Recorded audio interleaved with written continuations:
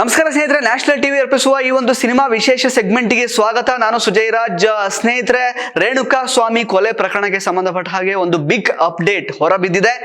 ಚಿತ್ರದುರ್ಗದ ರೇಣುಕಾ ಸ್ವಾಮಿ ಕೊಲೆ ಪ್ರಕರಣದಲ್ಲಿ ನಟ ದರ್ಶನ್ ಅವರ ಗೆಳತಿ ಪವಿತ್ರ ಗೌಡ ಸೇರಿದಂತೆ 7 ಆರೋಪಿಗಳ ಜಾಮೀನು ಅರ್ಜಿಗಳಿಗೆ ಸಂಬಂಧಪಟ್ಟಂತಹ ಆದೇಶವನ್ನ ಕರ್ನಾಟಕ ಹೈಕೋರ್ಟ್ ಪ್ರಕಟ ಮಾಡಿದೆ.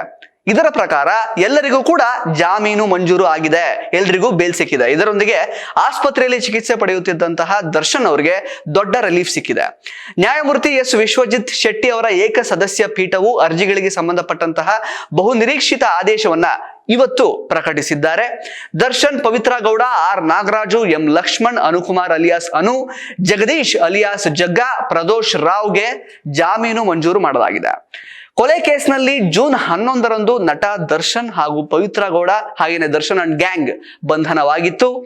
ಮಧ್ಯಂತರ ಜಾಮೀನಿನ ಮೇಲೆ ನಟ ದರ್ಶನ್ ಅವರು ಅಕ್ಟೋಬರ್ 30ನೇ ತಾರೀಕು ಜೈಲಿನಿಂದ ಹೊರಬಂದು ಚಿಕಿತ್ಸೆಯನ್ನ ಈಗಾಗಲೇ ಪಡ್ಕೊಳ್ತಾ ಇದ್ದಾರೆ.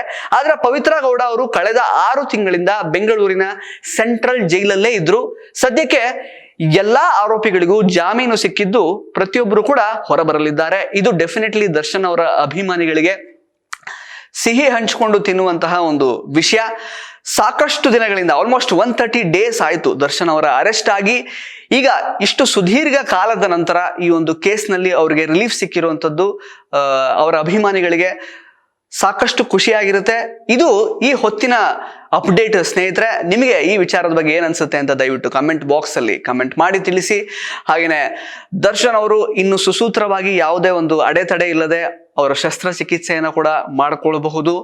ಹಾಗೇನೆ ಮುಂದಿನ ದಿನಗಳಲ್ಲಿ ಯಾವ ರೀತಿ ಈ ಕೇಸ್ ವಿಚಾರಣೆ ಯಾವ ರೂಪಗಳನ್ನ ಪಡ್ಕೊಳ್ತಾ ಹೋಗುತ್ತೆ ಅದರ ಬಗ್ಗೆ ಕೂಡ ಅಪ್ಡೇಟ್ಸ್ ಅನ್ನ ಕೊಡ್ತಾ ಹೋಗ್ತೀವಿ. ಸದ್ಯಕ್ಕೆ ದರ್ಶನ್ ಅಂಡ್ ಗ್ಯಾಂಗಿಗೆ ರೇಣುಕಾ ಸ್ವಾಮಿ ಕೊಲೆ ಪ್ರಕರಣದಲ್ಲಿ ಒಂದು ದೊಡ್ಡ ರಿಲೀಫ್ ಸಿಕ್ಕಿದೆ.